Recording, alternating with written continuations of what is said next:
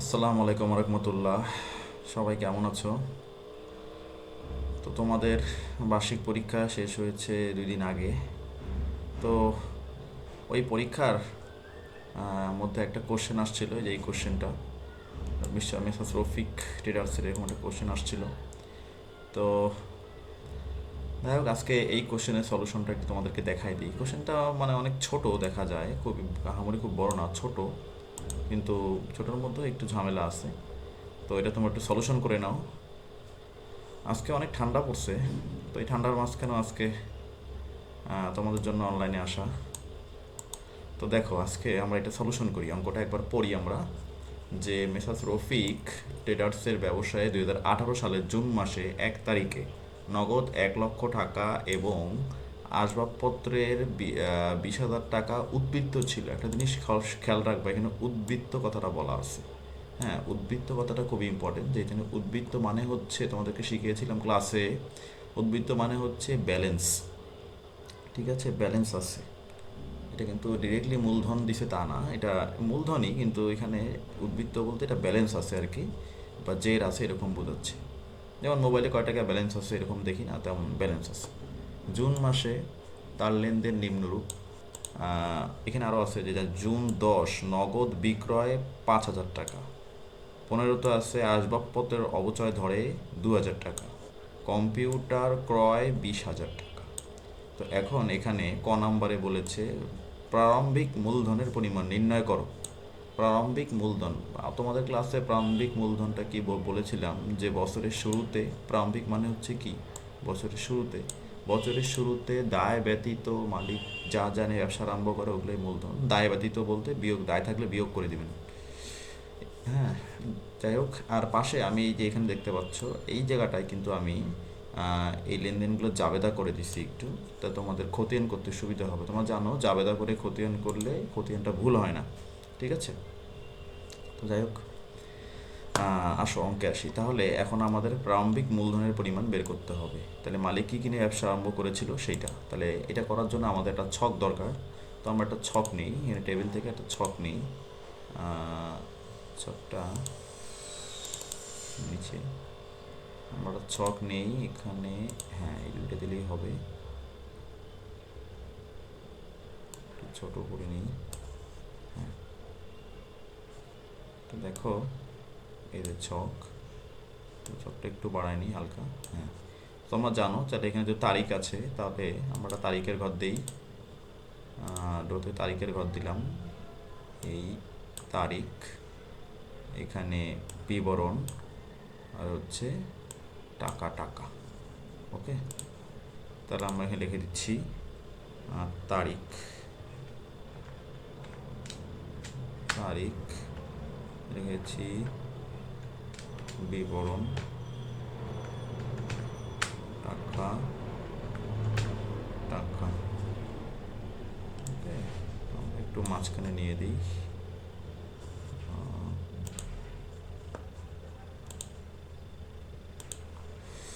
যাই হোক, দেখো যে তারিখ, সাল হচ্ছে 2018 দেওয়া ছিল, 2018 দেওয়া ছিল। আচ্ছা, তাহলে এখানে আসো। আর যেহেতু আমরা প্রারম্ভিক মূলধন করছি, তোমরা জানো যে এখানে তারিখটা বসবে 1 তারিখ বা পয়লা তারিখ, যেটা তো ছিল হচ্ছে জুন 1। ওকে, জুন 1। তো মালিক কি এনেছিল জুন 1 তারিখে? মালিক কি কি এনেছিল দেখি। মালিক প্রথমে দেখো সবাই, উপরে দেওয়া আছে যে মালিক, মালিক কি কি আনছিল, নগদ টাকা নিয়েছিল, নগদ টাকা নিয়ে ব্যবসা আরম্ভ করছে। এখানে আসবাবপত্র নিয়েও ব্যবসা শুরু করেছিল। হ্যাঁ, তাহলে এখানে লিখে দিই আমি নগদ। হ্যাঁ, নগদ মানে যা যা নিয়ে ব্যবসা আরম্ভ করে বছরের শুরুতে, সেটাই। হ্যাঁ, তাহলে নগদ, তো নগদ কয় টাকা হচ্ছে, 1 লাখ টাকা। তো আমরা এখানে 1 লাখ টাকা লিখে দিই। আর এখানে হচ্ছে 1 লাখ টাকা, আরও কী কী আছে, 1 লাখ টাকা। এই দেখো আসবাবপত্রের কয় টাকা, 20,000 টাকা। তাহলে এই দুইটাই মূলধন, এখানে কোনো দায় নাই কিন্তু। হ্যাঁ, দেখো নগদও সম্পদ, এখানে আসবাবপত্রটাও কি সম্পদ। তাই দুটো সম্পদ যোগ করে দিলে অ্যান্সার হয়ে যায়। দায় থাকলে দুটো সম্পদ যোগ করে তারপর দায়টা বিয়োগ করতাম, যদি দায় নাই তাহলে একবার ইজি অঙ্ক। হ্যাঁ, তাহলে আরেকটা আসি, সে একই তারিখ, আসবাবপত্র,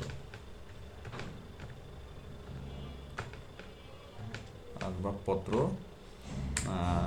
কয় টাকা? আসবাবপত্র দেখলাম আমরা 20,000 টাকা, তাই তো? 20,000 টাকা। ওকে, 20,000 টাকা। এই দুইটাই ছিল, তাহলে এই দুটো আমরা প্লাস করে দিচ্ছি, মানে যোগ করে দিই, তাহলে কিন্তু আমাদের অঙ্কটা হয়ে যাবে। তো এটা আমরা এই যোগ করে দিচ্ছি।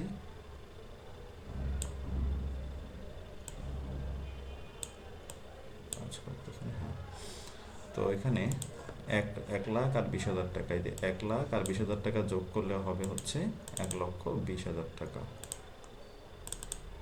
ওকে, তাহলে 1,20,000 টাকা। তাহলে এই দুইটা দিয়ে এরকম করে দিয়ে এটা বন্ধ করে দিবেন, আন্ডারলাইন করে বন্ধ করে দেবেন। শেষ। এই হচ্ছে ক নাম্বার অ্যান্সার। ওকে, এটা হচ্ছিল ক নাম্বার অ্যান্সার। ক ক নাম্বার অ্যান্সার ছিল। এবার আমরা আসি হচ্ছে খ নাম্বার অ্যান্সারে। খ নাম্বারে কি বলেছে যে নগদ জের, চেক করে দেখি ঠিক হচ্ছে না।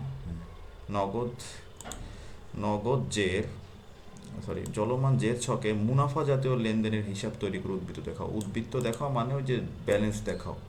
হ্যাঁ, উদ্বৃত্ত দেখাও মানে হচ্ছে যে ব্যালেন্স দেখাও। তোমরা জানো চলমান জের ছকের মাধ্যমে কিন্তু, অথবা যে কোনো টি ছক বা খতিয়ানের মাধ্যমে কিন্তু কি করা যায়, উদ্বৃত্ত দেখানো যায়। ঠিক আছে, সেটাই উদ্বৃত্ত মানে ব্যালেন্স দেখানো যায়। তো দেখি, মানে বলছে একটা হাইলাইট বিষয় আছে হচ্ছে মুনাফা জাতীয় লেনদেন। আসলে মুনাফা জাতীয় লেনদেন কি? যে লেনদেনগুলো প্রতিষ্ঠানে বারবার সংগঠিত হয়, বারবার। হ্যাঁ, তো এখানে বারবার সংগঠিত হয়। এখানে 1 তারিখে নগদ টাকা নিয়ে ব্যবসা আরম্ভ করছে, আসবাবপত্র ব্যবসা আরম্ভ করছে, মূলধন মালিক কিন্তু বারবার বা রেগুলার দিবে না। ঠিক আছে, তাহলে এখানে কোনো এই লাইনটার মধ্যে কোনো নেই। ঠিক আছে, মানে কোনো মুনাফা জাতীয় লেনদেন নেই। এবার দেখো নগদ বিক্রয়, আমরা জানি বিক্রয় কিন্তু প্রতিষ্ঠানে বারবার সংগঠিত হয়, তাহলে বিক্রয় একটা মুনাফা জাতীয় লেনদেন। আর আসবাবপত্রের অবচয় মানে স্থায়ী সম্পদ ব্যবহারজনিত ক্ষয়ক্ষতি।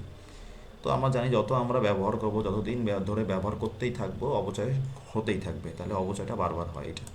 আর কম্পিউটার ক্রয়, আমরা নিশ্চয়ই কম্পিউটার বারবার ক্রয় করি না, সাধারণত একবার দুইবারই ক্রয় করি, তাই কম্পিউটার মুনাফা জাতীয় লেনদেন। তাহলে এইটা একটা মুনাফা জাতীয় লেনদেন আর এইটা একটা মুনাফা জাতীয় লেনদেন। এই দুইটারই আমাদের কী করতে হবে, ওই জেড ছকে ক্ষতিয়ন করতে হবে। তো আমার জেড ছক আগে আগায়, দুইটা জেড ছক লাগবে। ওকে, দুইটা জেড ছক লাগবে। তাহলে আমরা খ নাম্বার দিই। জেড ছকের জন্য আমরা এটা বক্স আউট করার চেষ্টা করি, এদিকে হয় কি না। প্রথমে আমরা দুইটা ঘর নিই।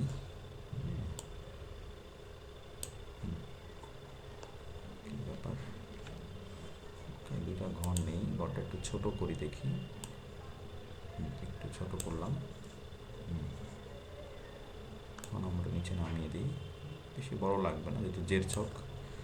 ওকে, তাহলে এখানে আমরা একটা টেবিল আঁকাই, ছকটা হয় তারিখ। ওকে,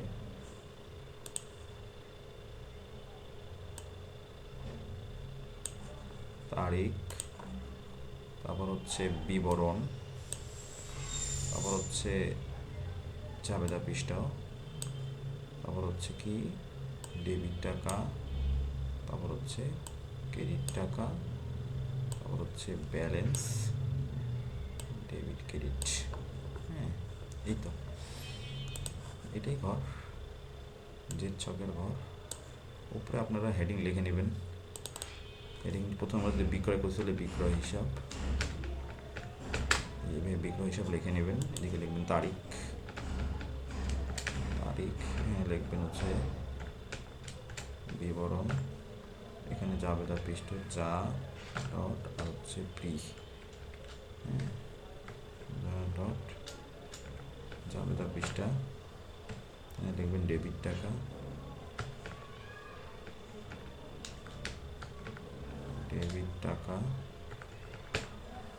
হচ্ছে ক্রেডিট টাকা,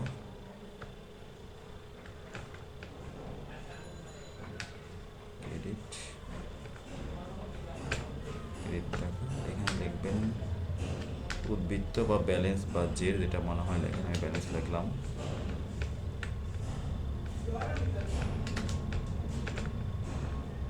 ব্যালেন্স হচ্ছে ডেবিট ক্রেডিট।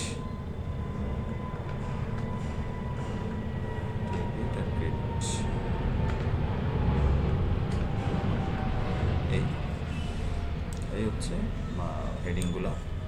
এগুলো আপনারা চাইলে একটু মাঝামাঝি করে দিই, একটু মাঝামাঝি করে দিন। যাই হোক, আমরা তারিখ দিব 2018।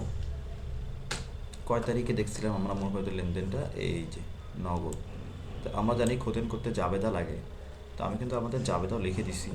জাবেদার মধ্যে দেখেন এই বিক্রয়ের জাবেদাটা কোথায় আছে, এই যে 10 তারিখের না, 10 তারিখের জাবেদাটা এই যে এখানে আছে, নগদান হিসাব ডেবিট, বিক্রয় হিসাব ক্রেডিট। এটা জাবেদাটা ব্যাখ্যাটা তো আপনারা জানেন যে পণ্য বিক্রয় করলে হাতে নগদ টাকা আসে, মানে নগদ টাকা বৃদ্ধি পায়। নগদ হচ্ছে সম্পদ, সম্পদ বৃদ্ধি পেলে ডেবিট, তাই নগদান হিসাব হচ্ছে কি, নগদান হিসাব ডেবিট। আর পণ্য বিক্রয় করলে প্রতিষ্ঠানে বিক্রয় নামে একটা আয় বৃদ্ধি পায়। তোমাদের সূত্র লিখে দিয়েছিলাম, আয় বৃদ্ধি পেলে ক্রেডিট, তাহলে আয়ের নাম লিখে ক্রেডিট লিখবেন, তাহলে বিক্রয় হিসাব ক্রেডিট। এই তাহলে করি এটা। তাহলে আমরা কি হিসাব করব? বিক্রয় হিসাব, মানে হেডিং দিবেন বিক্রয়, মানে মুনাফা জাতীয় লেনদেন যেটা সেটার হেডিং দিবেন। নগদের হেডিং দেওয়ার দরকার নেই, নগদ তো আর কোনো, মূলত হচ্ছে সম্পদ। তো বিক্রয় হচ্ছে মুনাফা জাতীয় লেনদেন, তাই বিক্রয়ের হেডিংটা সবসময় দিবেন, এটা খেয়াল রাখবেন, বিক্রয়ের হেডিং দিবেন, নগদের না। তাহলে এটা জাবেদা করি এখন। তো বিক্রয়, এটা তারিখ ছিল কত? 10। তো আমরা লিখে দিই জুন 10, জুন 10, জুন 10। ওকে, জুন 10। তাহলে এখন দেখো, আমরা যেহেতু বিক্রয় হেডিং দিছি, তাহলে বিক্রয়টা কোন পাশে আছে দেখো, জাবেদাটা অন করবো নগদান হিসাব ডেবিট আর বিক্রয় হিসাব ক্রেডিট। বিক্রয়কে খেয়াল করে করব যে বিক্রয় কোন পাশে আছে, ক্রেডিট।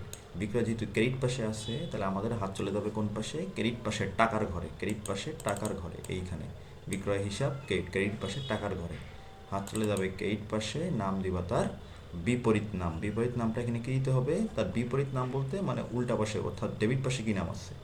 ডেবিট পাশে নাম আছে হচ্ছে নগদান। ওকে, আরেকবার বলি, বিক্রয় আছে কোন পাশে? ক্রেডিট পাশে, হাত চলে যাবে খতিয়ানের ক্রেডিট পাশে, নাম দিব তার বিপরীত পক্ষের। বিপরীত পক্ষ হচ্ছে এই যে এটা পক্ষটা, হ্যাঁ এইটা নগদান। পক্ষ বলতে ডেবিট পক্ষটাকে বোঝাচ্ছে এখানে। তাহলে চলে যাই আমরা, এখানে দেখবো নগদান হিসাব। দেখি নগদান হিসাব, নগদান হিসাব। টাকাটা লিখবে আমরা ক্রেডিট পাশে কয়টা? 5,000 টাকা। হ্যাঁ, এইটা যেটা এখানে যোগ বিয়োগ করার কোনো কিছু নেই, যেখানে যোগ বিয়োগ করার কোনো কিছু নেই। ওকে, এখানে যোগ বিয়োগ করার কোনো কিছু নেই, তাহলে এই 5,000 টাকা চলে যাবে এই ব্যালেন্সের ঘরে। 5,000 টাকা যাবে ব্যালেন্সের ঘরে। ওকে, তারপর দেখেন এখানে আর কোনো লেনদেন নাই, এখানে আর কোনো কি নেই, লেনদেন নেই। তাহলে এটা হয়ে গেছে। এবার আমরা আসি হচ্ছে আরেকটায়, সেটা কি ছিল? এই যে এখানে ছিল হচ্ছে অবচয় হিসাব। হ্যাঁ, অবচয়, অবচয়ের জাবেদাটা এখানে দেওয়া আছে। অবচয়ের জাবেদা হচ্ছে অবচয় হিসাব ডেবিট আর পুঞ্জীভূত অবচয় হিসাব ক্রেডিট। তো অবচয় ডেবিট কেন? আসবাবপত্র ব্যবহার করার কারণে অবচয়, আসবাবপত্র অবচয় হয়েছে, অর্থাৎ অবচয় নামে একটা ব্যয় বৃদ্ধি পেয়েছে। ব্যয় বৃদ্ধি পেলে ডেবিট, তো ব্যয়ের নাম হচ্ছে অবচয়, অবচয় হিসাব ডেবিট। আর পুঞ্জীভূত অবচয়, এখানে ব্র্যাকেটে আসবাবপত্র লিখে দিতে হবে। হ্যাঁ,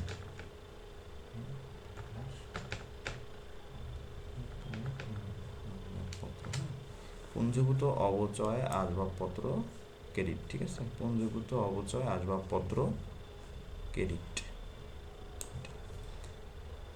তাহলে অবচয় হিসাব ডেবিট আর পুঞ্জীভূত অবচয় আসবাবপত্র হিসাব ক্রেডিট।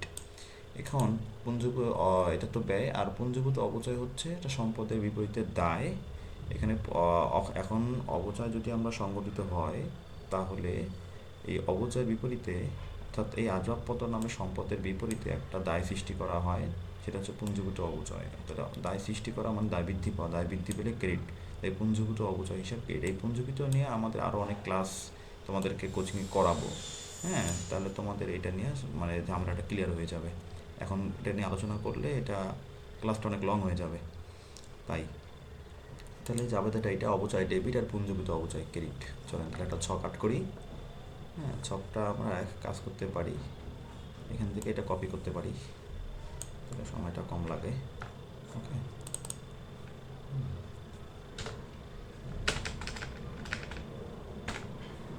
আমরা এটা একটা কপি করলাম ছকটা, তো এটা সরাই দিই, এটাও সরাই দিই, এটাও সরাই দিই, তারিখটাও সরাই দিই। উপরে হেডিংটা দিয়ে নেন, যেটা হচ্ছে অবচয় হিসাব।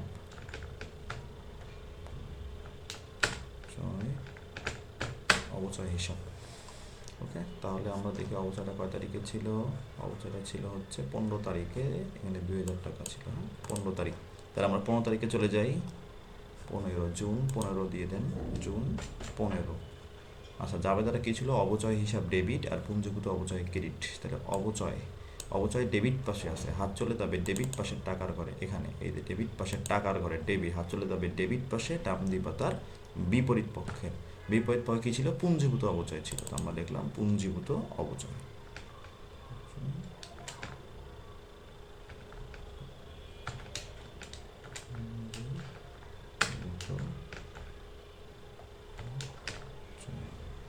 পুঞ্জীভূত অবচয় কয় টাকা ছিল? এটা মেবি 2000 টাকা ছিল। তো আমরা ডেবিটের ঘরে লিখলাম 2000। হ্যাঁ, তো ডেবিটের ঘরে আমরা 2000 টাকা লিখি।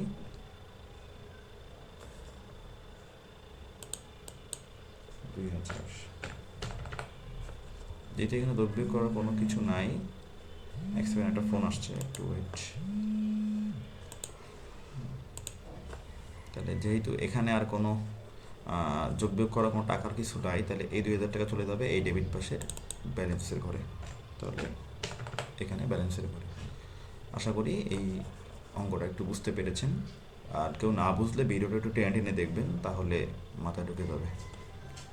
ওকে, তাহলে এবার আমরা আসি গ নম্বরে। গ নম্বরে বলা আছে যে টি ছকে নগদান হিসাব ও আসবাবপত্রের হিসাব প্রস্তুত করা। আমরা জানি হিসাব প্রস্তুত করা মানে খতিয়ান করা। আর যদি টি ছক বলছে, আমরা টি ছক একটা আঁকাইতে হবে। হ্যাঁ, তো আমরা টি ছকটা আঁকাই। তো টি ছকটা আঁকার জন্য আমাদের একটা ঘর দরকার। আমরা নিচের ঘরে চলে যাই, জায়গা নেই। গ নম্বর দিলাম। তো টি ছক আঁকাই একটা। টি ছকটা আপনারা তো জানেন কীভাবে আঁকাইতে হয়, ক্লাসে এটা নিয়ে তো অনেকবার মানে দেখাইছি ক্লাসে। তো আমরা আবার দুইটা ঘর নেই, হালকা ছোট করি। ছোট করা লাগবে কিনা কইতে পারি না, দেখি হালকা ছোট করে দিচ্ছি।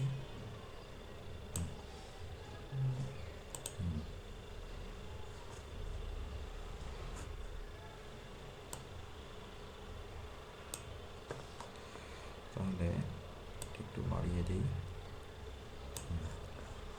তো আপনারা তো এইটা নিয়ম জানেনই কীভাবে আর্ট করতে হয়। আপনারা খাতা কলমে আর্ট করবেন সুন্দর করে। আমি খালি কোনো রকম দেখাই দিচ্ছি। এটা হচ্ছে তারিখ, ওকে, বিবরণ, জাবেদা পৃষ্ঠা, টাকা, আবার তারিখ,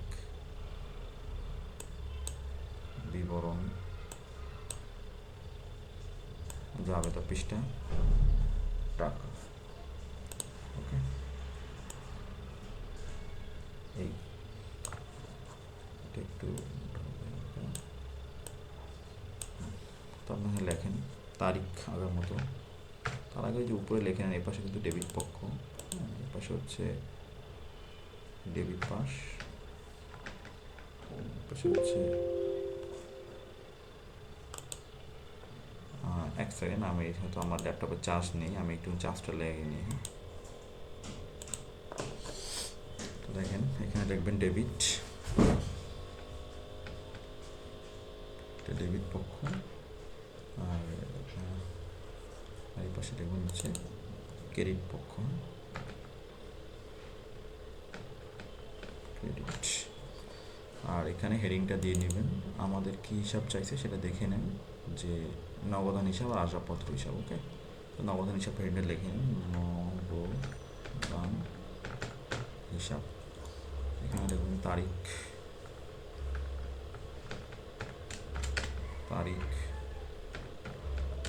বিবরণ, জাবেদা পৃষ্ঠ,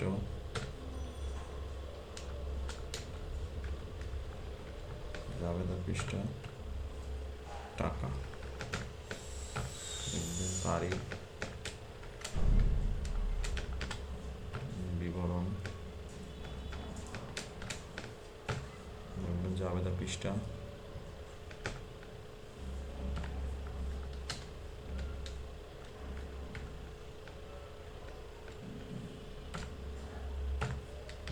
টাকা। এই টিচার হয়ে গেছে, সালটা লিখে নেন 2018। এখন যেটা জানা দরকার, নগদ কোথায় কোথায় আছে। আমি তো জানি যে 1 তারিখে আছে, তাহলে লিখে নিলাম আগে জুন। জুন 1। তো দেখেন এখানেও চাইলে 2018 সাল লিখে দিই, 2018।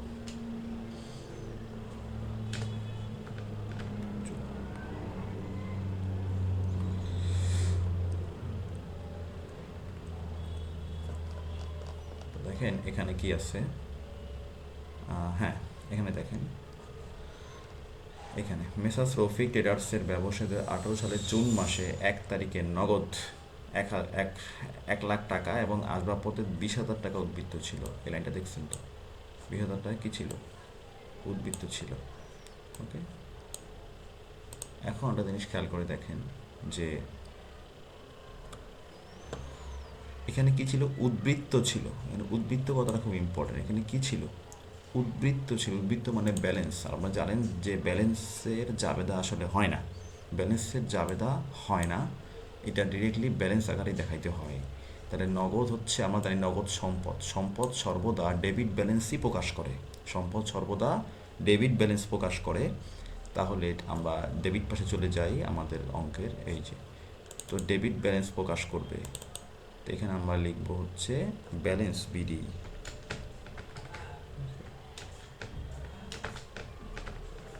ব্যালেন্স বি আর টি, ব্যালেন্স বিডি, ব্যালেন্স বিডি টাকার ঘরে আমরা লিখব হচ্ছে 1 লাখ টাকা।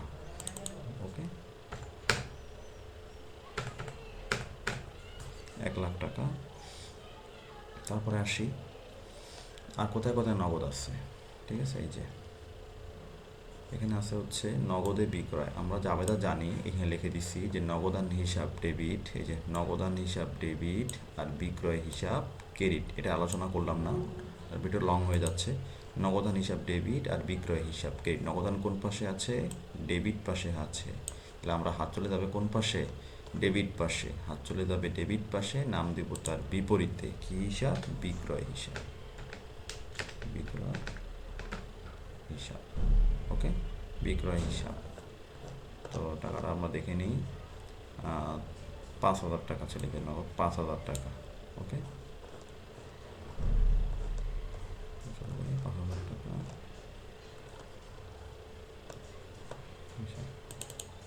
দিই, 5,000 টাকা, 5,000 টাকা। ওকে, তারপরে আসি,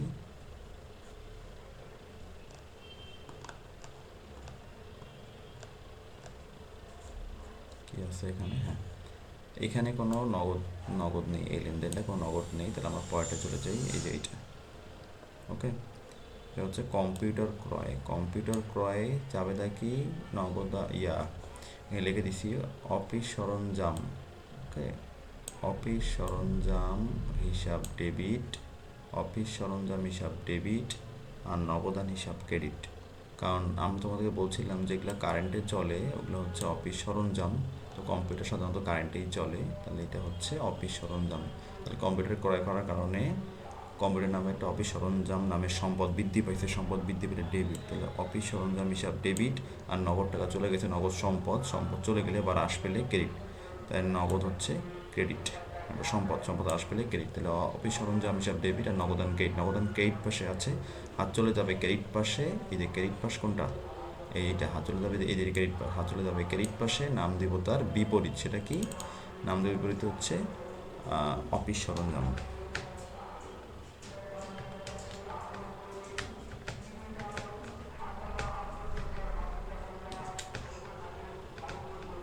অফিস সরঞ্জাম হিসাব, অফিস সরঞ্জাম হিসাব, এটা জুন মাসের 25 তারিখে 25 লিখে নিলাম, 25।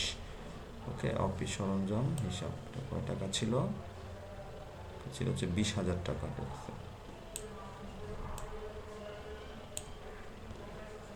20,000 টাকা,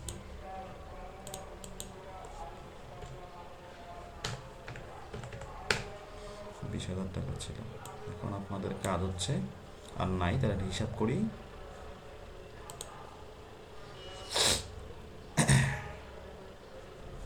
স্লো হয়ে গেছে মেবি নেটটা, সমস্যার কারণে।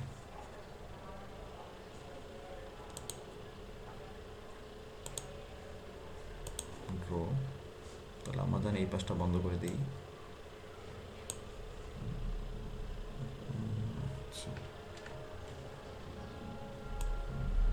এই পাশ টাকার ঘরটা বন্ধ করবেন, এই বরাবর এই টাকার ঘরটাও বন্ধ করবেন।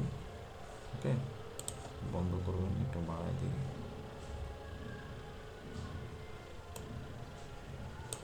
এখন কোন পাশে বেশি আছে, কোন টাকার ঘরটা যোগ করলে বেশি হয়? এই পাশে টাকার ঘরটা যোগ করলে বেশি, এই পাশে টাকার ঘরটা যোগ করলে কি একটু কম হয়। হ্যাঁ, তাহলে আমরা দেখি।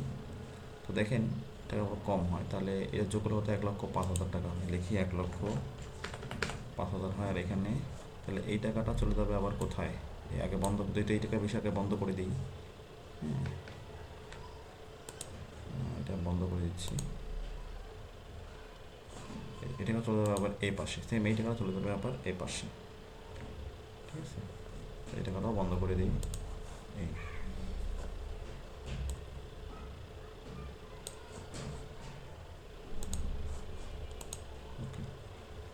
এই টাকা 1,05,000 থেকে এই 20,000 টাকাটা বিয়োগ করতে হবে। বিয়োগ করে থাকে হচ্ছে কত? 85,000 টাকা। ওকে, কত? 85,000 টাকা। ওকে,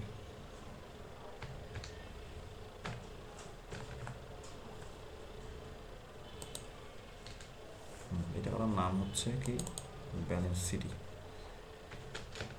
বিয়োগ করে দেওয়া থাকবে, এটার নাম হচ্ছে balance CD.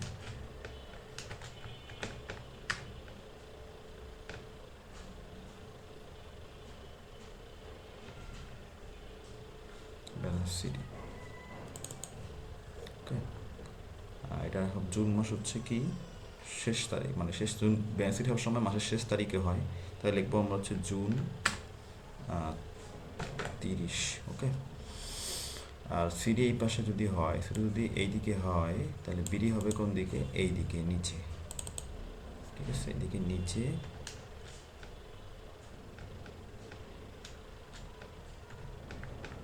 Balance B B D. আর ব্যালেন্স বি হওয়ার সময় পরবর্তী মাসের 1 তারিখ হয়। জুনের পরবর্তী জুলাই, জুলাই 1। এই হচ্ছে নগদান হিসাবের খতিয়ানটা। ঠিক আছে, ওকে। তাহলে এখন এখন আমাদের করতে হবে কোন হিসাব বলছে প্রশ্নে? বলেছে আসবাবপত্র হিসাব প্রস্তুত করতে বলছে। তাহলে আমরা চলে যাই আসবাবপত্রে।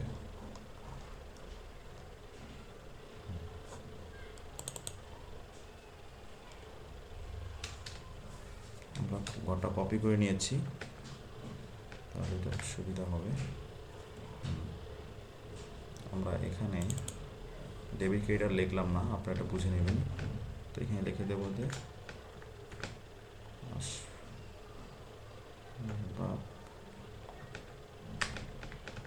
পত্র হিসাব। এদিকে ডেবিট আর ক্রেডিট পাশ লিখে নেবেন, এটা আমি লিখে দিলাম না। ঠিক আছে, সব সরাই দিই।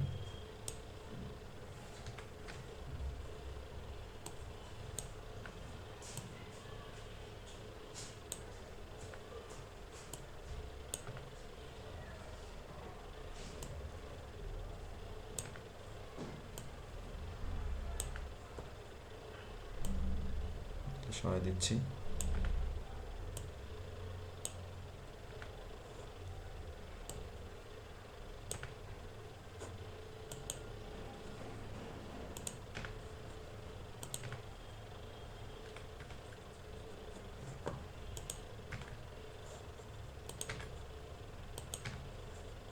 আপনারা খাতা এগুলো আর্ট করতে থাকেন।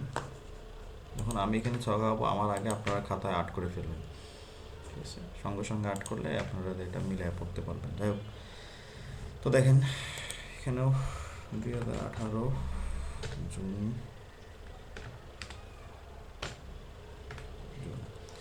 তো একটা জিনিস খেয়াল করে দেখেন যে এখানেও একই অবস্থা, যে আসবাবপত্র হিসাব রয়েছে, আসবাবপত্রও কি দেওয়া? ব্যালেন্স দেওয়া। তাই আমরা জানি উদ্বৃত্তের কোনো জাবেদা হয় না, তাই এখানেও কি ব্যালেন্স দেওয়া? উদ্বৃত্তের কোনো জাবেদা হবে না। ওকে, তাই আমরা উদ্বৃত্তটাকে উদ্বৃত্ত আকারে বা ব্যালেন্স আকারেই দেখাইতে হবে, ঠিক আছে। তাহলে আসবাবপত্র একটা সম্পদ, সম্পদ সর্বদা ডেবিট ব্যালেন্স প্রকাশ করে। তাই আমরা এই যে ডেবিট পাশে বসাই, এটা কিন্তু ডেবিট পাশ, আমি লিখি নেই, একটাও লিখে দিচ্ছি ডেবিট, এটা হচ্ছে ক্রেডিট। ওকে, ক্রেডিট সর্বদা ডেবিট, ডেবিট ব্যালেন্স মানে এই পাশ ডেবিট ব্যালেন্স প্রকাশ করে, যে ডেবিট পাশে ডেবিট ব্যালেন্স লিখতে হয়, খেয়াল রাখবেন ডেবিট পাশে ডেবিট ব্যালেন্স লিখতে হয়। তাই আমরা লিখি এখানে ব্যালেন্স,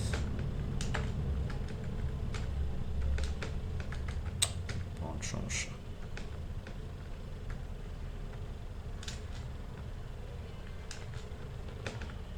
ব্যালেন্স বি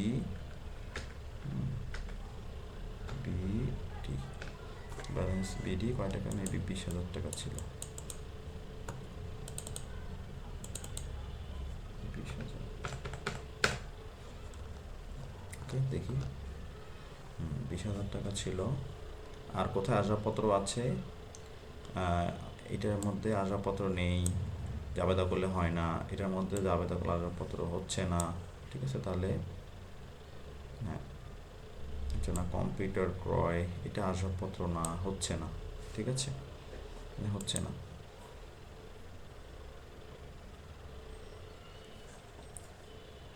সমস্যা করতেছে কেন, সরি এটা ফোন আসছিল তাই কিছুক্ষণ আটকা রাখছিলাম। দেখেন তো তো এখানে আপনার মনে হইতে পারে আবহাওয়া দৃষ্টিতে আসবাবপত্র নাই, কিন্তু আছে। একটা জিনিস খেয়াল করে দেখেন, এখানে আমরা যখন এটা আসবাবপত্র অবচয় জাবেদাটা করেছিলাম তখন দেখেন এখানে কি ছিল, অবচয় হিসাব ডেবিট আর পুঞ্জীভূত অবচয় আসবাবপত্রকে, তাহলে এখানে কিন্তু আসবাবপত্র আছে, ঠিক আছে। খেয়াল রাখবেন আসবাবপত্র আছে, আসবাবপত্র কোন পাশে আছে, ক্রেডিট পাশে আছে। ওকে, তাহলে হাত চলে যাবে কোন পাশে, ক্রেডিট পাশে, নাম দিব তার বিপরীতটা কোনটা, এই যে অবচয় হিসাব দিব, ঠিক আছে, বিপরীতটা। তাহলে আসবাবপত্র হিসাব কোন পাশে আছে, ক্রেডিট পাশে, চলে আমরা ক্রেডিট পাশে চলে যাই। ক্রেডিট পাশে এটা কত টাকা, 2,000। আসবাবপত্র হিসাব ক্রেডিট পাশে আছে, নাম দিব তার বিপরীতে কি, অবচয় হিসাব।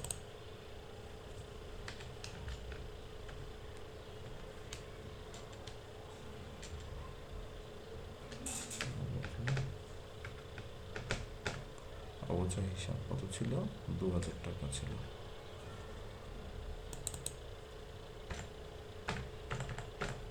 টাকা ছিল, ঠিক আছে। এখানে একটা তারিখ ছিল, মেবি আপনারা দিয়ে নেবেন, আমি সময়ের অভাবে দিচ্ছি না।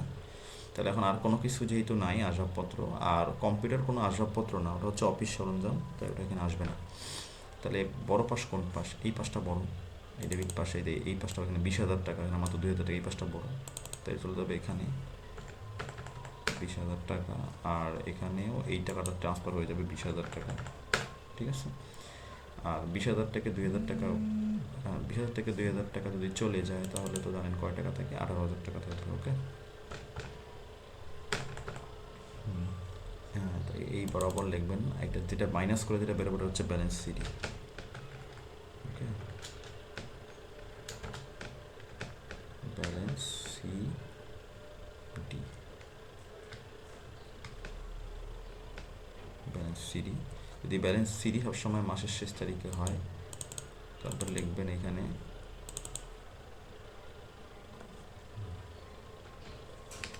জুন 30। যদি সিডি এই পাশে হয়, যদি সিডি এই দিকটাতে হয়, তাহলে বিডি কোন দিকে হবে, এই যে তার বিপরীত দিকে নিচে, লিখবো ব্যালেন্স বিডি,